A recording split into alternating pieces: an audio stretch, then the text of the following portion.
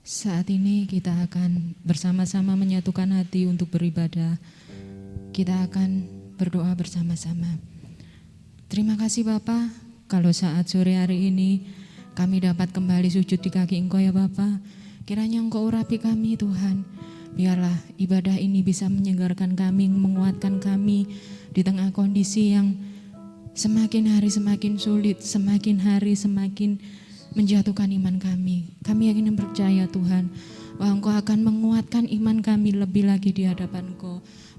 Melalui pencobaan, melalui sakit yang Engkau berikan, kami yakin dan percaya bahwa Engkau akan menguatkan kami dan iman kami akan semakin besar di hadapan Engkau ya Bapa.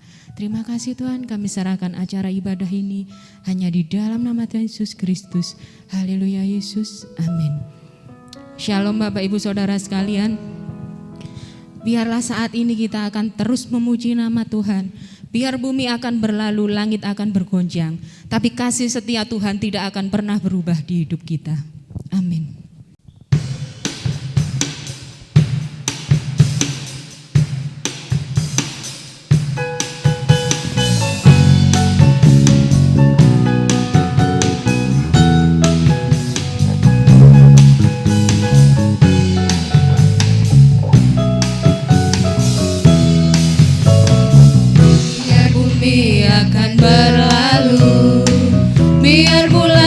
Bercahaya lagi, biar langit akan bergoncang, matahari tak bersinar lagi, tetapi Tuhan Yesusku tak pernah ingkar janji. Semua yang difirmankannya pasti akan digenapi. Biar bumi akan berlalu, biar bulan tak bercahaya lagi, biar langit akan bergoncang, matahari tak bersinar lagi, tetapi Tuhan Yesusku tak pernah ingkar janji. Semua yang difirmankannya pasti akan digenapi.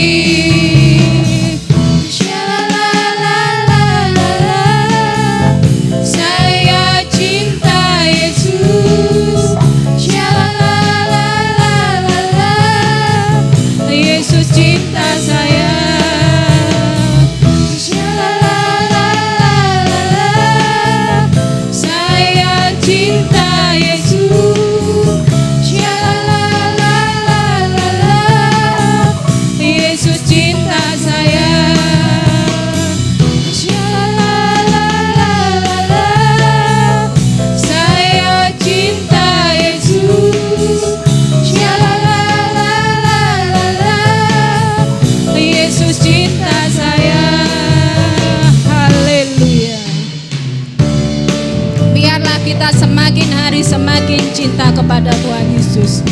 Haleluya Yesus.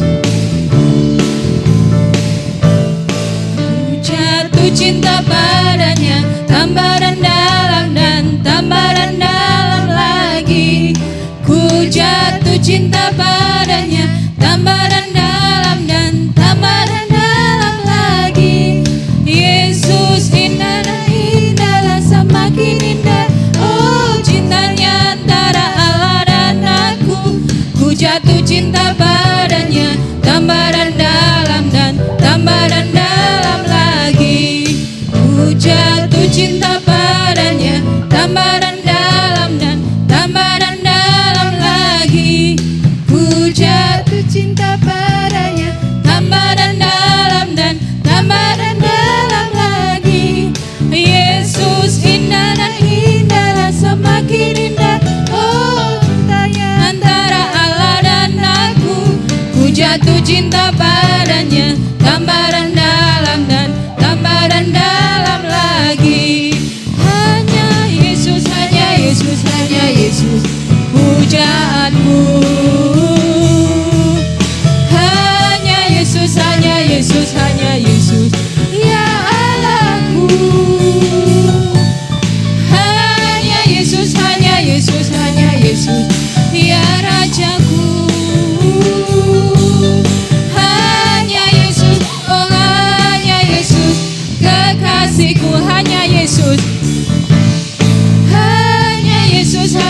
Yesus, hanya Yesus pujaanku. Hanya Yesus, hanya Yesus, hanya Yesus ya Allahku. Hanya Yesus, hanya Yesus, hanya Yesus ya Rajaku.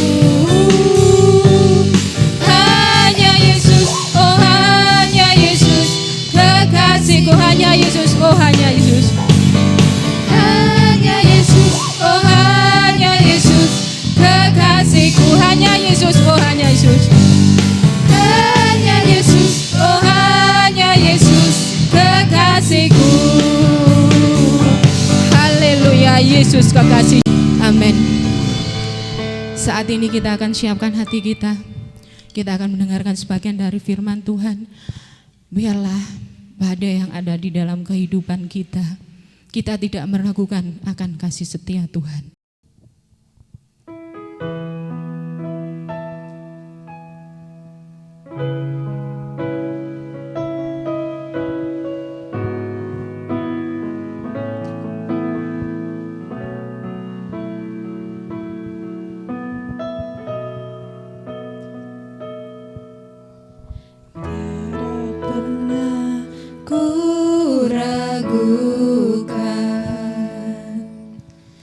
Kasih setiamu ya Tuhan, setiap waktu dalam hidupku, tak pernah kau tinggalkan. Meski langit tampak suram, awan gelap pun menghadap, hadapi badai, lewati gelombang, tak pernah kau tinggalkan diriku.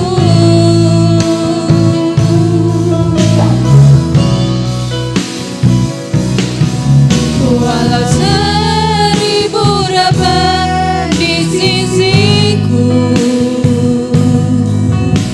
kau tetaplah Allah penolongku. Walau 10.000 dapat di kananku, takkan ku goyah, sebab Yesus sertaku. Tiada pernah ku ragukan, tiada pernah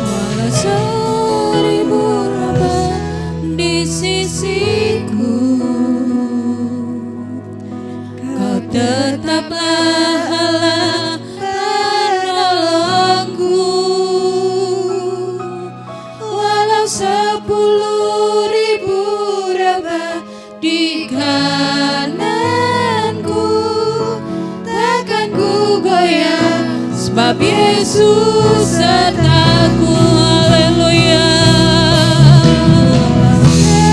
Dirimu dapat di sisiku. Haleluya Tuhan. Kau tetaplah Allah penolongku.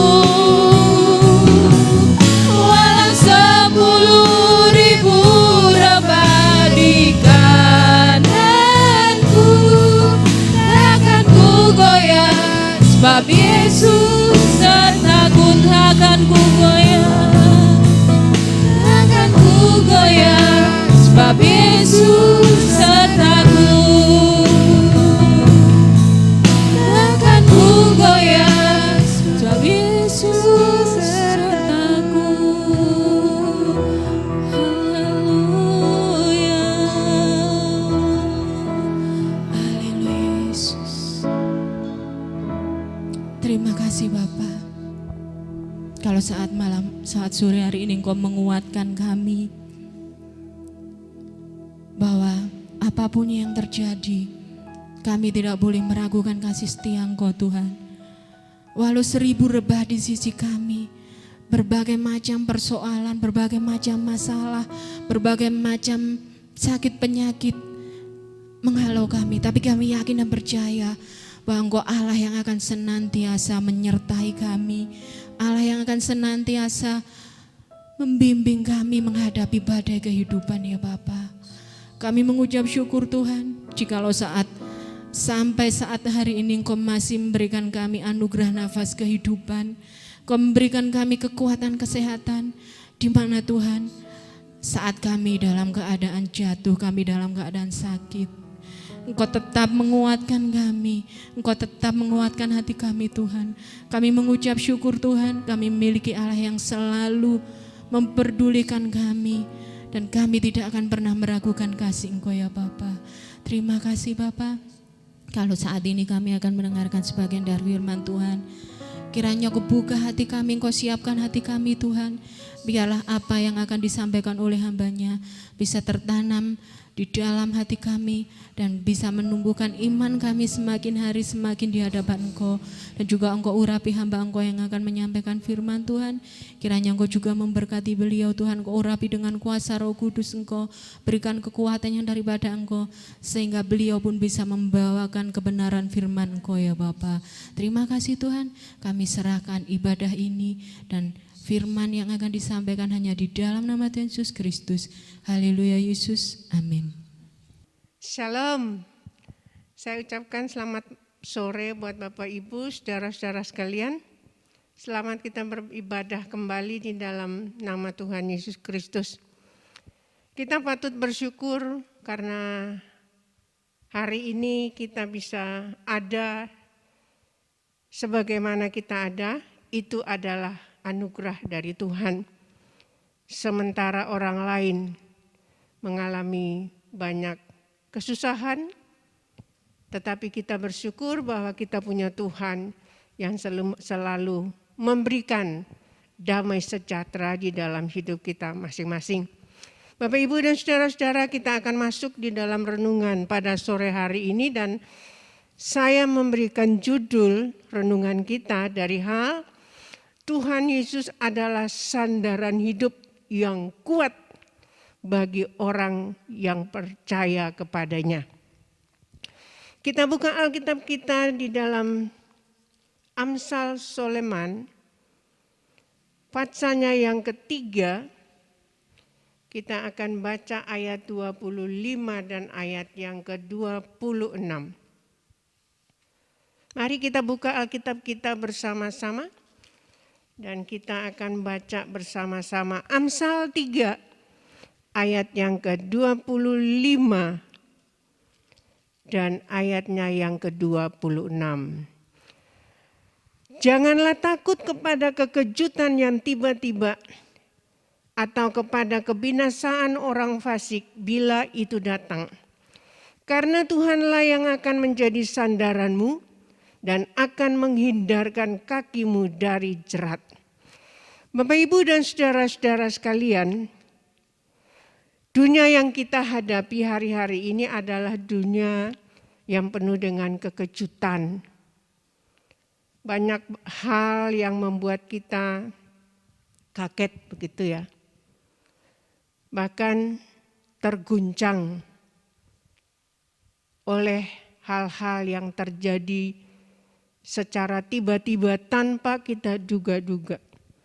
Seperti misalkan hari-hari ini semua orang dikejutkan dengan peristiwa corona. Kematian yang tiba-tiba. Peristiwa-peristiwa yang terjadi yang mengejutkan banyak orang di seluruh dunia. Bukan saja di Indonesia. Kalau kita lihat tanpa diduga, tiba-tiba datang musibah. Musibah di darat, musibah di laut, musibah di udara, di berbagai tempat. Dan semua orang menyaksikan dan kita bisa melihat kesedihan di mana-mana. Dan seperti Amsal ini mengatakan bahwa jangan takut kepada kekejutan yang tiba-tiba. Semua peristiwa yang datang itu pasti kita terheran-heran, kita kaget.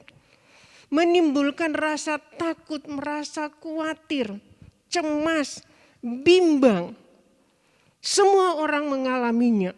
Baik orang yang di luar Kristus maupun orang yang berada di dalam Kristus. Yang namanya musibah pasti akan membuat orang ketakutan. Merasa tidak nyaman. Bapak, Ibu dan saudara-saudara, belum lagi orang dikejutkan, dibuat takut oleh isu-isu atau berita-berita hoaks setiap hari. Kita bisa melihat kejahatan di mana-mana. Manusia tidak dapat mengendalikan dirinya sendiri. Terjadi banyak kerusuhan, terjadi banyak kejahatan, pembunuhan, perampokan, penipuan di mana-mana setiap hari. Kekejaman itu di mana-mana. Zaman ini dipenuhi dengan hari-hari yang jahat. Seperti yang dikatakan digenapi, boleh saya katakan digenapi dalam Efesus 5 ayat yang ke-6 itu. Hari-hari kita menyaksikan kejahatan di mana-mana. Efesus bilang hari-hari ini adalah hari-hari yang jahat. Ya. Manusia tidak dapat dikendalikan. Apa yang dia ingin, apa yang dia mau dia perbuat, entah itu benar, entah itu merugikan orang lain. Yang penting bagi dirinya sendiri adalah dia merasa bahwa ini harus dia lakukan.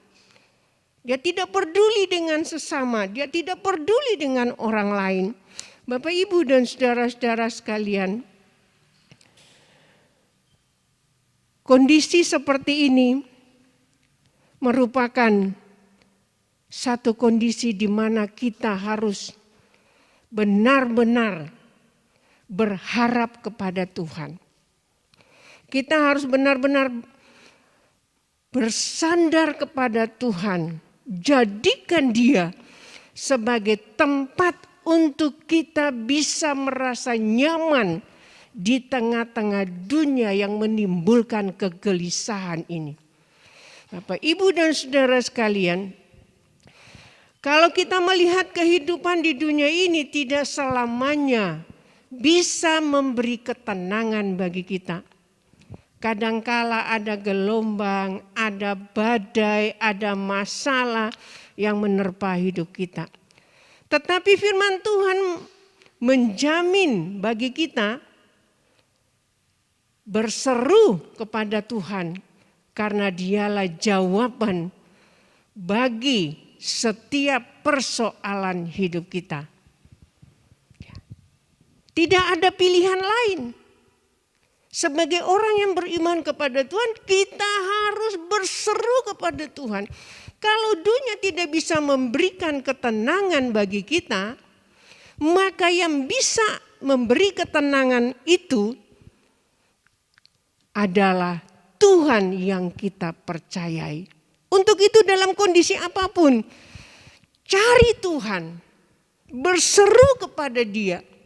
Dia akan memberikan pertolongan untuk kita semua.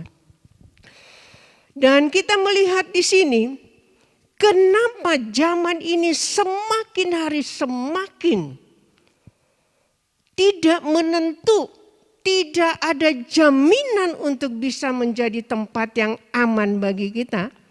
Peristiwa-peristiwa yang terjadi setiap saat. Ini menunjukkan bahwa zaman ini adalah zaman seperti yang dikatakan oleh 2 Timotius pasal 3 ayat 1.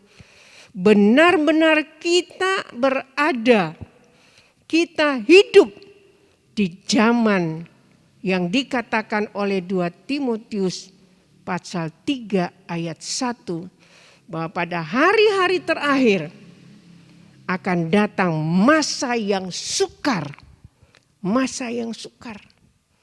Dan banyak orang berhasil digiring pikirannya, kesadarannya berhasil digiring oleh situasi yang sulit ini, sukar ini. Orang lebih fokus pada kondisi yang ada sekarang. Ya. Setiap hari kalau kita mau jujur, yang kita bicarakan kebanyakan itu COVID. Yang kita bicarakan itu adalah rasa khawatir, rasa takut. Gimana ini dan bagaimana dan bagaimana. Tentu saja sebagai manusia kita tidak bisa mengatasi hal ini. Tetapi kita punya berkesempatan untuk kita mencari solusinya bukan dengan kekuatan kita. Tetapi kita harus menyerahkan kepada Tuhan. Daripada kita fokus dan akhirnya tergiring oleh kondisi yang ada, lebih baik kita cari Tuhan, kita berdoa, kita serahkan kepada Tuhan, kita meminta kekuatan daripadanya. Karena kekuatan sendiri terbatas, hanya Tuhanlah yang bisa menjadi sandaran hidup kita. Kita melihat di sini, semua yang terjadi, kalau di dalam Injil Matius pasal 24 ayat 12, zamannya adalah bertambahnya kedurhakaan.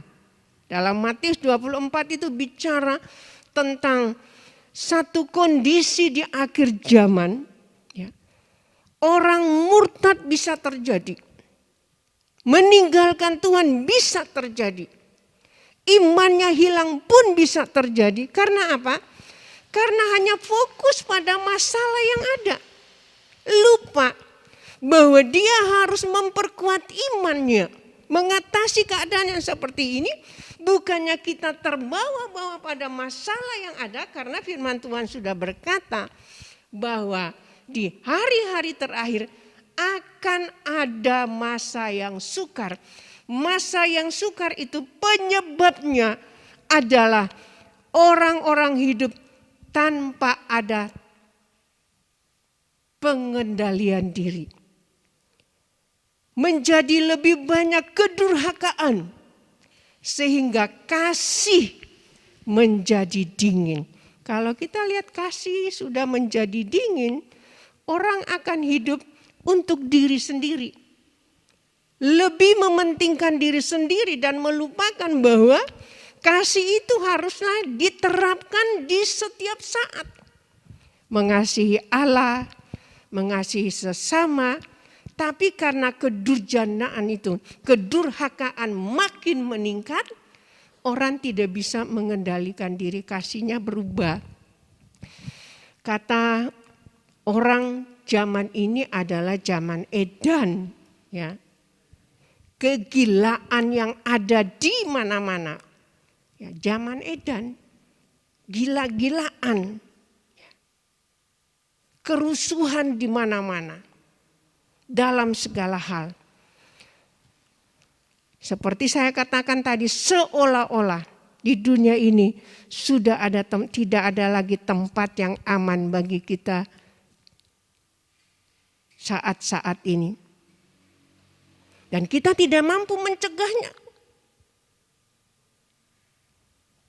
Tetapi semua ini menunjukkan, jadi peristiwa demi peristiwa terjadi, kejahatan di mana-mana, orang akhirnya terbawa-bawa dengan situasi yang ada. Bapak Ibu sekalian dan saudara-saudara, orang lupa tentang firman Tuhan yang sudah mengingatkan kondisi yang sesungguhnya terjadi. Namun dengan semua yang terjadi ini menunjukkan bahwa kondisi ini adalah kondisi di mana kita sedang berada di akhir zaman. Kita sedang berada di akhir zaman. Segala sesuatunya akan menemui kesudahannya. Semua akan lenyap. Jadi kalau di dunia ini tidak ada tempat yang aman, ya memang itu sudah ditulis. Semua akan hilang lenyap. Kita masuk pada akhir zaman. Tetapi Bapak, Ibu dan saudara-saudara sekalian, kita harus ingat, lebih fokus kepada Allah. Fokuslah pada tujuan hidup kita yang sebenarnya. Tujuan hidup kita kemana? Tujuan hidup kita adalah pergi ke tempat yang baru, yang kekal, yang abadi, yang nyaman, yang membahagiakan. Ya. Kalau kita hanya fokus pada masalah, kita lupa bahwa kita yang harus fokus kepada tujuan hidup. Sebab kalau kita tidak fokus pada tujuan hidup, ada kemungkinan besar kita akan menjadi orang-orang yang kehilangan Kristus dalam hidup kita.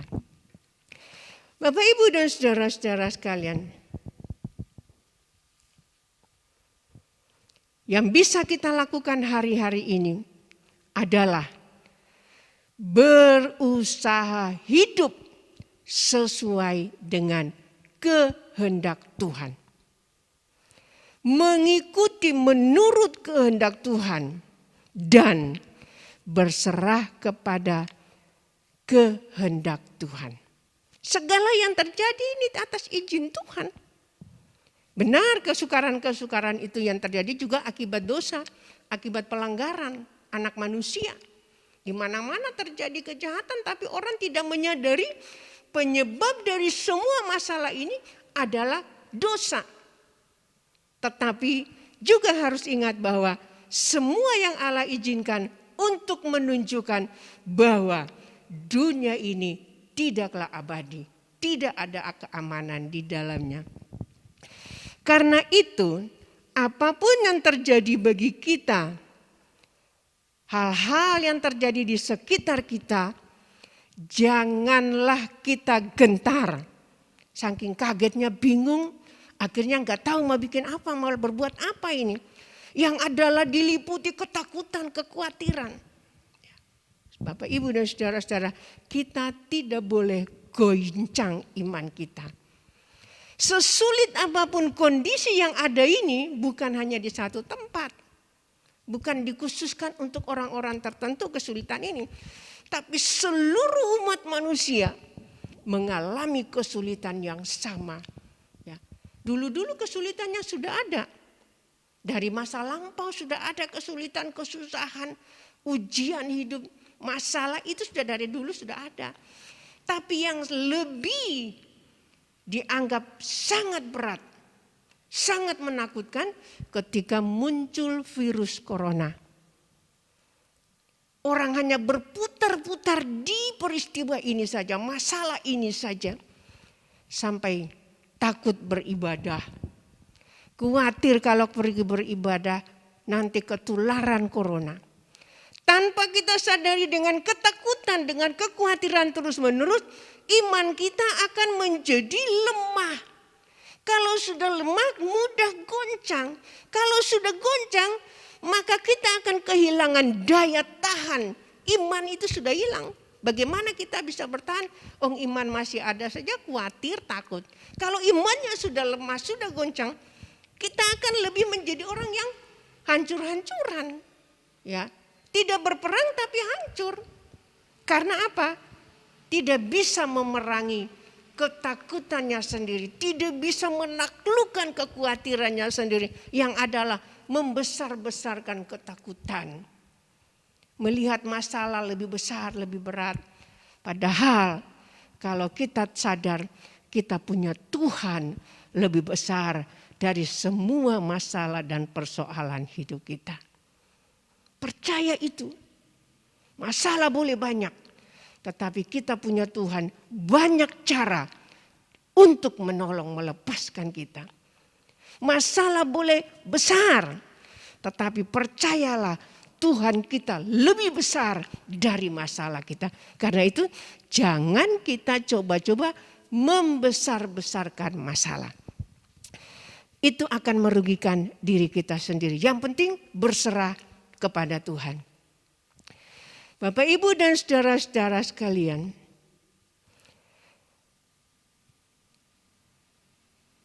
kita harus menjaga, memelihara iman kita agar kita bisa mampu bertahan. Kita jadi kuat. Jangan ada karena persoalan yang berat, ya, kekejutan yang datang tiba-tiba, sakit tiba-tiba, kekurangan, kesulitan datang tiba-tiba, masalah tiba-tiba datang. Jangan kita menjadi lemah, jangan kita gentar, tetapi bersandarlah pada Tuhan. Karena orang yang bersandar pada Tuhan pasti akan disertai dan dilindungi oleh Tuhan. Karena Tuhan punya kekuatan, kuasanya dahsyat. Orang yang bersandar pada Tuhan artinya, ya. Jadi dalam situasi yang seperti ini, kondisi yang tidak menentu, yang hanya membuat orang menjadi gentar, ya, kita harus bersandar kepada Tuhan. Bersandar pada Tuhan itu artinya Amsal 3 ayat 5-7. Bersandar pada Tuhan, inilah jawabannya. Alasannya bersandar pada Tuhan itu ada dalam Amsal 3, 5-7. Percayalah kepada Tuhan dengan segenap hatimu dan jangan bersandar pada pengertianmu sendiri. Ini bersandar pada Tuhan artinya mempercayakan dirinya kepada Tuhan. Percaya kepada Tuhan, serahkan persoalan hidup. Ketakutan, kekhawatiran, kebimbangan, kecemasan itu diserahkan kepada Tuhan. Dan jangan bersandar pada pengertianmu sendiri. Jangan merasa kuat, masih kuat. Gak pergi berdoa juga bisa kok. Gak ibadah juga bisa, kuat kok. Masih kuat, masih bisa makan, masih sehat. Ya. Ini orang yang bersandar pada pengertiannya sendiri. Buktinya tidak ibadah juga masih bisa makan, masih banyak rezeki yang datang. Tidak berdoa juga masih sehat. Bapak Ibu. Tidak baca firman juga tetap hidup baik-baik. Salah Bapak Ibu.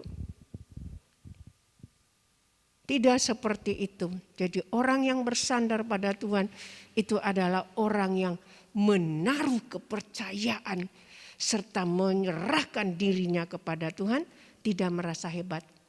Tidak merasa bisa ngatasi sendiri. Ya. Jangan engkau menganggap dirimu sendiri bijak, takut akan Tuhan dan jauhilah kejahatan. Ya. Bapak Ibu, saudara-saudara, kita butuh Tuhan. Orang kaya butuh Tuhan, orang hebat butuh Tuhan, orang kuat butuh Tuhan. Orang yang biasa juga butuh Tuhan. Karena hanya Tuhan yang bisa mengendalikan keadaan. Bisa mengendalikan situasi.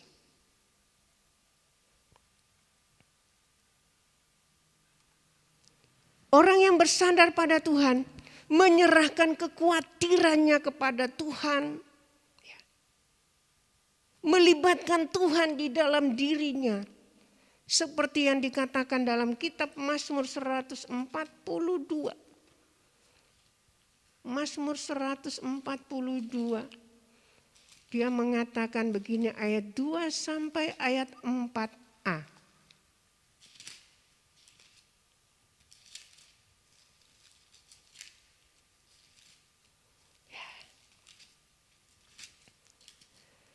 Ayat yang ke-2 sampai ayat 4a. Dengan nyaring aku berseru-seru kepada Tuhan, dengan nyaring aku memohon kepada Tuhan. Aku mencurahkan keluhanku ke hadapannya, kesesakanku kuberitahukan ke hadapannya. Ketika semangatku lemah lesu di dalam diriku, Engkau yang mengetahui jalanku. Kita lihat di sini bahwa Daud dia mengatakan dalam kondisi yang sangat terjepit, dalam kondisi yang tidak menyenangkan, tidak nyaman, dia berkata, aku berseru kepada Tuhan, aku memohon, aku mencurahkan keluhanku ke hadapannya, kesesakanku kuberitahu kepadanya. Ini kita lihat di sini bahwa orang yang bersandar Tuhan, dia akan menyerahkan, dia akan menghadapi segala sesuatu bersama dengan Tuhan. Karena dia percaya Tuhan itu kuat, Tuhan dahsyat. Maka itu juga harus menjadi satu dorongan bagi kita seperti yang kata Daud.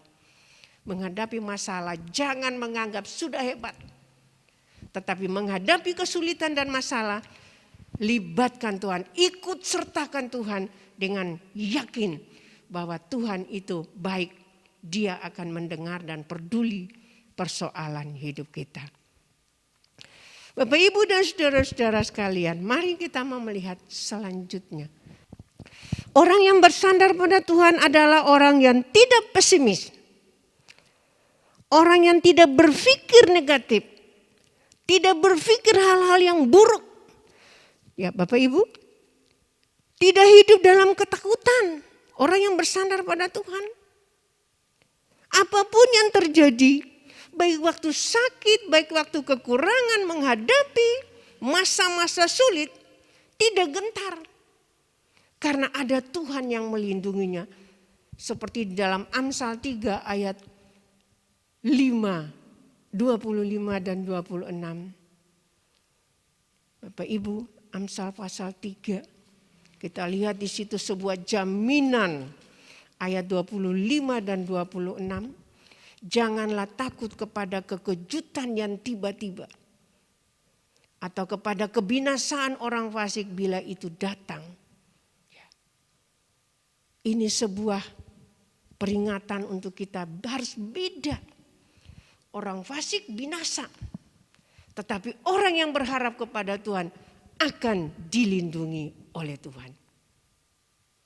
Karena Tuhanlah yang akan menjadi sandaranmu. Sandaran kita kalau buat orang kuat dia berpikir ya dia punya kekuatan. Orang sombong dia berharap dia bersandar pada kesombongannya. Tetapi orang yang berada di dalam Kristus dia akan menyandarkan hidupnya kepada Tuhan. Dan kalau kita tahu bahwa kita punya Tuhan yang baik. Tuhan yang bisa mengatasi semua situasi. Dia mengatasi kondisi di laut bisa, dia mengatasi kekurangan di darat juga bisa. Apa yang dibutuhkan juga dia bisa mencukupkan. Karena kalau kita lihat dalam Mazmur pasal yang ke-62 ayat 6 sampai 9 mengatakan, Mazmur 62. Hanya pada Allah saja kiranya aku tenang. Sebab daripadanya lah harapanku. Hanya dialah gunung batuku dan keselamatanku. Kota bentengku, aku tidak akan goyang. Sebuah pernyataan iman. Pernyataan iman dari Daud. Membuktikan, menunjukkan bahwa Daud dia punya keteguhan hati. Dia punya kepastian iman terhadap Tuhan Yesus. Pada Allah ada keselamatanku dan kemuliaanku, gunung batu, kekuatanku, tempat perlindungan ialah Allah. Percayalah kepadanya setiap waktu, hai umat. Curahkan isi hatimu di hadapannya. Allah ialah tempat perlindungan kita. Inilah Bapak Ibu. Kalau kita bersandar pada Tuhan, kita harus buktikan, jangan cuma coba-coba sandar.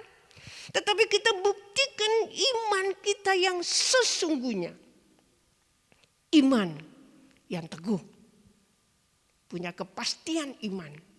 Harap pada Tuhan, tidak ada yang lain. Percaya pada Tuhan, Dia sanggup. Percaya pada Tuhan, pada janjinya bahwa Dia tidak akan meninggalkan. Dia menjamin kita dengan firman-Nya bahwa aku sekali-kali tidak akan meninggalkan engkau. Jangan takut. Kalau Tuhan sudah bilang jangan takut, tapi kita terbalik. Justru kita takut. Tuhan bilang jangan takut, tapi kita takut. Tuhan bilang percayalah, tapi kita bimbang. Tuhan bilang berharaplah, aku adalah Allahmu. Aku menyertai engkau.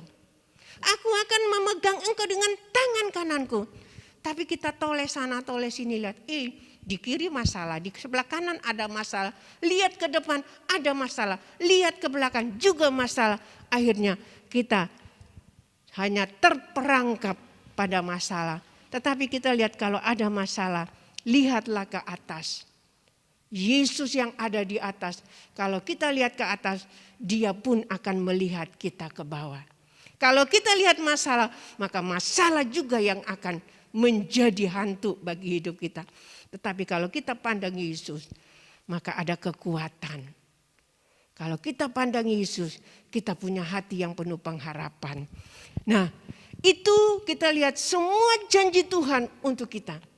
Semua yang dilakukan oleh contoh-contoh yang ada. Percayalah kepada Tuhan setiap waktu. Kalau kita lihat ke sekeliling kita, setiap waktu masalah. Setiap waktu muncul ketakutan, setiap waktu ada kekurangan, setiap waktu ada berita-berita bohong yang menakutkan.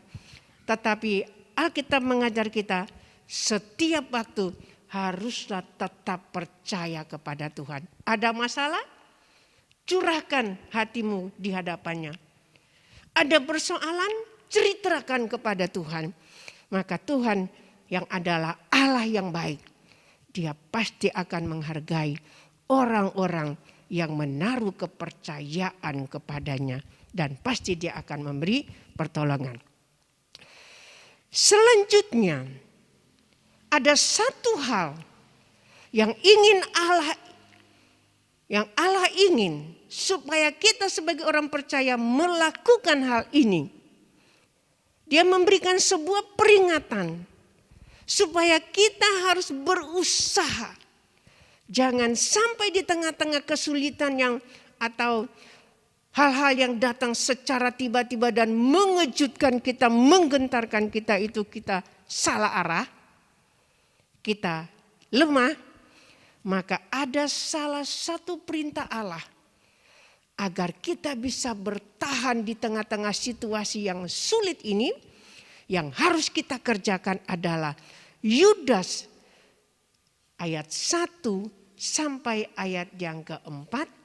Inilah yang harus kita lakukan di masa-masa sulit sebagai orang beriman, anak Tuhan yang punya tujuan. Bukan hanya tinggal di dunia ini, tetapi tujuan yang harus kita kejar yaitu hidup di dalam kekekalan. Yehuda atau Yudas ayat 1 sampai ayat yang keempat. Dari Yudas hamba Yesus Kristus dan saudara Yakobus kepada mereka yang terpanggil.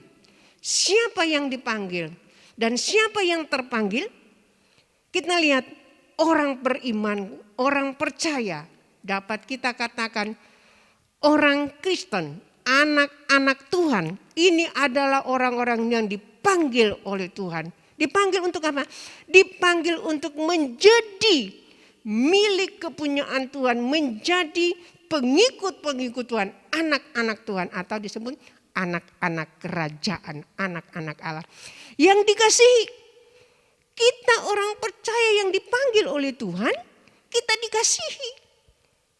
Kita bisa melihat kalau kita dikasihi atau kita disayangi oleh seseorang, apa tindakan, apa perbuatan yang dia lakukan.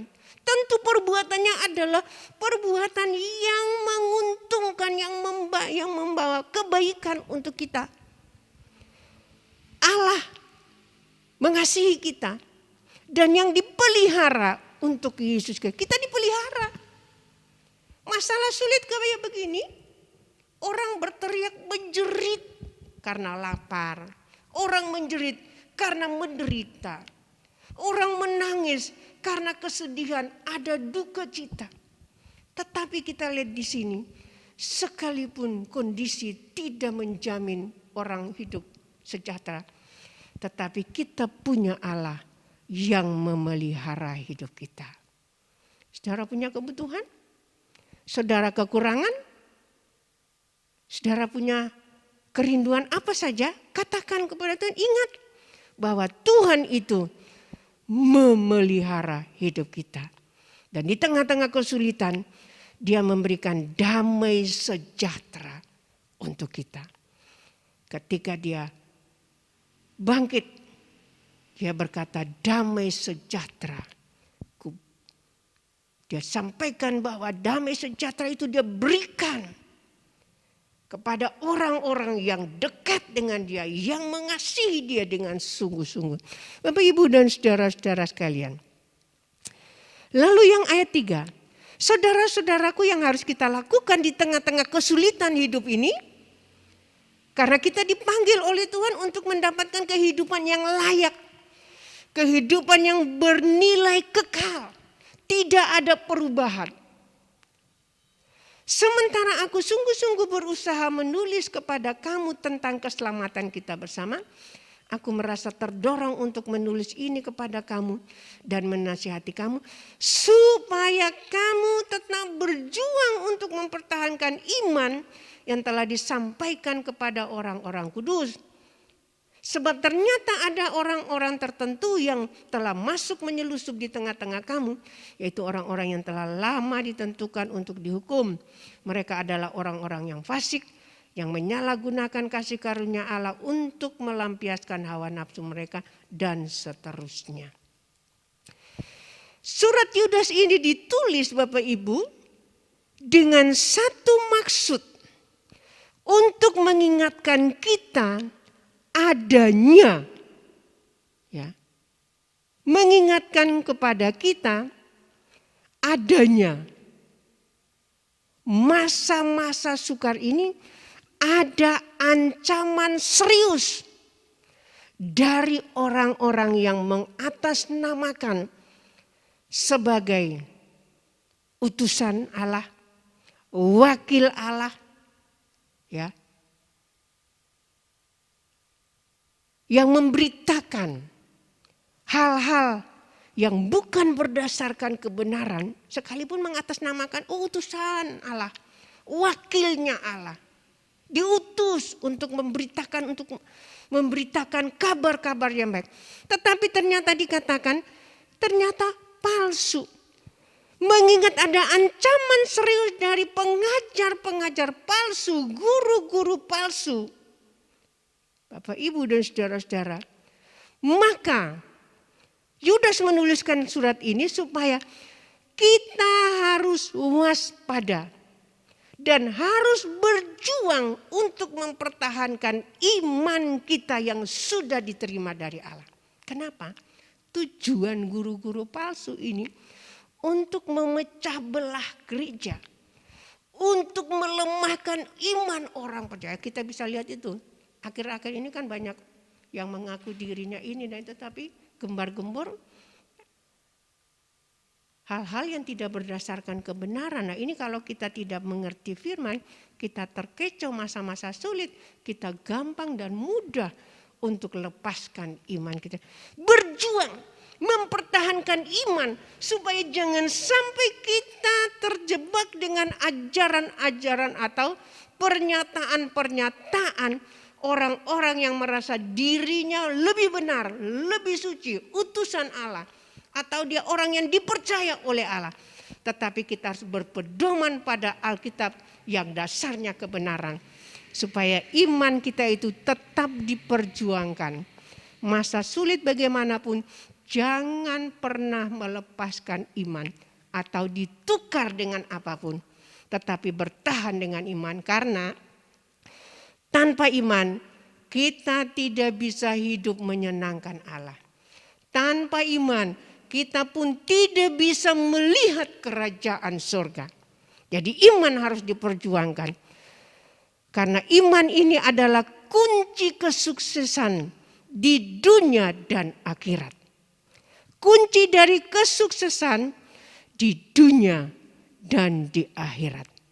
Bapak, Ibu, dan saudara-saudara sekalian, marilah kita mau belajar untuk berjuang dengan sungguh-sungguh, fokus untuk mempertahankan iman, karena tanpa iman kita tidak akan sampai di surga. Dan iman itu saya katakan kunci kesuksesan di dunia. Dengan iman kita bisa meraih apa yang Tuhan janjikan untuk kita, yaitu memberkati kita di dunia sampai tidak ada yang berkekurangan. Dan untuk di surga dengan iman kita akan bisa sampai di surga kalau kita mempertahankan iman. Sukses dunia dan akhirat. Seorang pendeta terkenal, Yonggi Jo, pendeta terkenal, dia berkata begini, untuk hidup dalam iman yang berhasil atau sukses, mempertahankan iman yang kuat, kokoh, teguh, kita harus tahu menciptakan iman yang berkuasa. Kita harus tahu jadi iman yang seperti apa yang harus kita gunakan untuk bisa menjadi orang yang sukses dalam keimanan kita kepada Tuhan. Dia bilang kita harus tahu menciptakan iman yang berkuasa. Iman yang berkuasa adalah iman yang memerintah, iman yang bertindak, iman yang tidak tunduk pada kondisi, tetapi iman yang menundukkan, memindahkan hambatan-hambatan yang bisa mencegah kita, membuat kita gagal untuk mempertahankan iman kita. Tapi kalau kita punya iman yang berkuasa, iman yang bertindak, iman yang memerintah, kata Matius 17 itu, ya, kalau kamu punya iman sebesar biji sesawi saja, kamu bisa berkata kepada gunung, pindah ke laut, gunung akan pindah.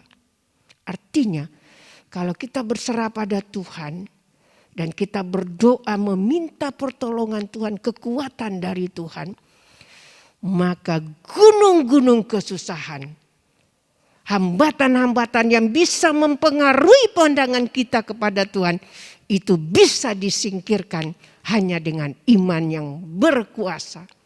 Iman yang memindahkan hambatan-hambatan, iman yang tidak terkalahkan. Iman yang tetap kuat, tetap utuh. Nah, itulah yang harus kita perhatikan. Mengapa harus mempertahankan iman? Karena masa depan kita ditentukan oleh iman yang bertahan. Masa depan kita ditentukan oleh iman yang bertahan. Bapak, Ibu, dan saudara-saudara sekalian, kita harus mempertahankan iman karena iman itu membawa kita berkaitan dengan keselamatan akhir. Kalau kita tidak mempertahankan iman, ayat 3 mengatakan menyinggung tentang keselamatan kita bersama. Jadi iman itu dipelihara karena itu menentukan masa depan kita. Selamat sampai di surga atau tidak, ataukah hanya berpindah dari dunia ini masuk di kuburan selesai. Tentu tidak sebagai seorang anak. Harapan kita selesai dari dunia ini, kita punya dunia baru, bumi baru. Yaitu kita berpindah, beralih ke tempat yang kekal, yaitu surga yang mulia. Itulah alasan kenapa Yudas begitu gigih, kekeh memberitakan ini, harus mempertahankan iman. Sekalipun ada gelombang, ada kesulitan, ada ancaman, ada kekurangan, tetaplah pegang teguh janji Tuhan, yaitu tetaplah beriman kepada Tuhan. Maka semuanya bisa kita atasi. Ini saja yang bisa saya sampaikan malam hari ini. Kita akan nyanyikan sebuah pujian untuk kita masuk dalam doa bersama-sama.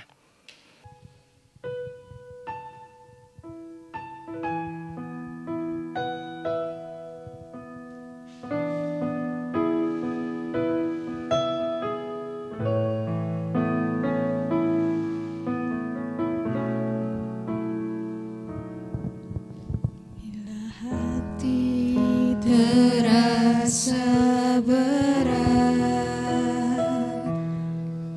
tak seorang pun mengerti bebanku. Ku tanya Yesus, apa yang harus ku buat?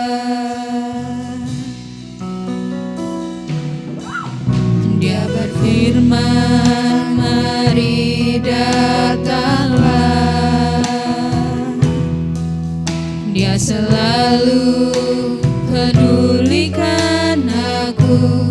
Ku datang Yesus, Dia pikul segala bebanku. Sujud di altarnya, ku bawa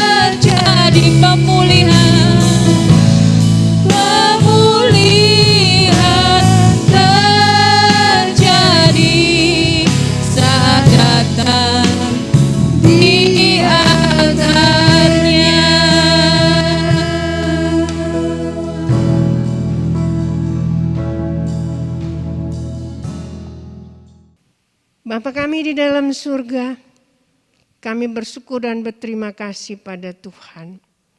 Di tengah-tengah kegundah-gulana, banyak anak-anak Tuhan yang membutuhkan Engkau.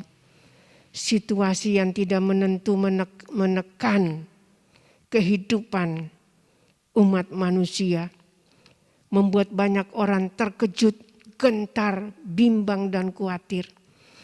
Tetapi saat ini Engkau mengingatkan kami, Engkau menghibur kami, bahwa Engkau adalah Allah yang menyertai kami senantiasa. Kami perlu Engkau, karena Engkau adalah tempat kami bersandar. Engkau adalah sandaran hidup kami yang tak tergoyahkan, dan kami mau bersandar pada Engkau Tuhan. Biarlah firman-Mu malam hari ini juga akan menolong kami, supaya kami tidak fokus pada masalah kesukaran yang ada, tetapi biarlah kami sadar bahwa kesukaran ini membuktikan kedatangan Engkau sudah dekat.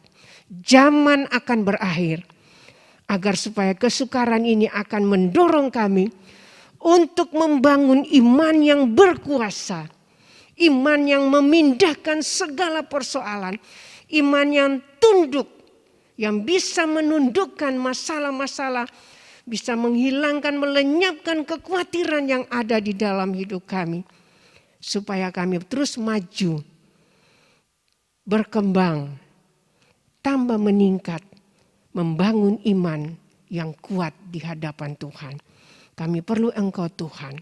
Berkati anak-anak-Mu yang sudah mendengarkan firman, dan berilah mereka damai sejahtera-Mu, supaya tidak ada kebimbangan lagi, tidak ada kekhawatiran, tidak ada ketakutan, karena kami punya Tuhan, tempat untuk kami bersandar dan berharap. Terima kasih Tuhan, terima kasih. Kami sudah berdoa, semua yang mendengarkan firman-Mu dikuatkan, mereka yang sakit disembuhkan, mereka yang khawatir diteguhkan kembali untuk berharap kepada-Mu ya Tuhan. Semua yang sudah melayani diberkati oleh Tuhan. Di dalam nama Tuhan Yesus, hamba berdoa dan mengucap syukur. Bapa di surga, kami doakan kondisi bangsa dan negara kami yang sedang dilanda oleh COVID-19 ini. Kiranya Tuhan menolong agar mereka-mereka yang sedang sakit karena COVID segera sembuh, dipulihkan oleh Tuhan, dan para tenaga kesehatan mereka yang menangani, Tuhan berkati mereka kekuatan kesehatan dan bisa menolong banyak orang yang sedang dilanda oleh virus ini ya Tuhan. Kami berdoa agar seluruh bangsa Indonesia di dalam kekuatan, dalam anugerah, dalam kasih karunia Tuhan, dan kami berdoa agar COVID-19 ini segera berakhir di negeri kami ya Tuhan, agar perekonomian di negeri ini dipulihkan kembali. Terima kasih Bapak, terima kasih. Kami berdoa untuk sidang jemaat yang sedang sakit, Tuhan tolong mereka diberikan sembuh dan pulih sehat kembali juga. Terima kasih, kami menyerahkan dalam tangan-Mu. Mari Bapak Ibu, kita taruhkan tangan kita. Bapak Ibu dan saudara sekalian yang berada di rumah, kiranya berkat kasih karunia, damai sejahtera yang datang dari Allah Bapa, cinta kasih dalam Putranya yang tunggal Yesus Kristus, persekutuan Roh Kudus, menyertai, memberkati Bapak Ibu saudara semua yang ada di rumah, mulai saat ini sampai Maranatha, Tuhan Yesus datang kembali. Dalam berkat nama Yesus kami naikkan doa ini. Yang percaya dan diberkati Tuhan sama-sama katakan, amin. Tuhan memberkati Bapak Ibu saudara sekalian.